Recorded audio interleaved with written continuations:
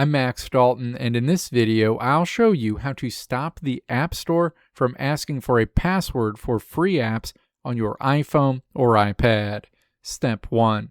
Open the Settings app on your iPhone or iPad. Step 2.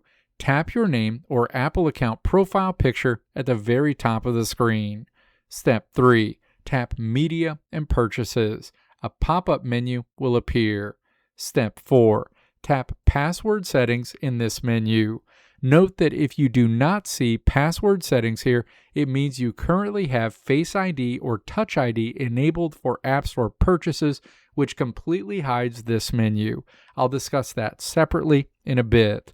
Step 5.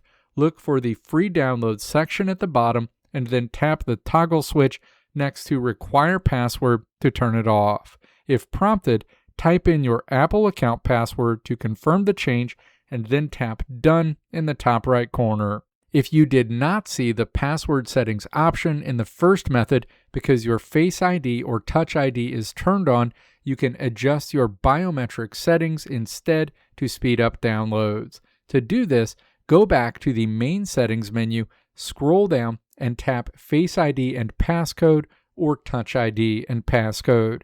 Enter your device passcode when prompted. From here, make sure the toggle next to iTunes and App Store is turned on. When this is active, you will still need to verify your identity to download free apps, but you can do it instantly by simply looking at your device or using your fingerprint and double-clicking the side button, completely avoiding typing out a long password. Let me know if this video helped you out in the comments below. If you liked what you saw here, click the video links on the right side of the screen to check out another video.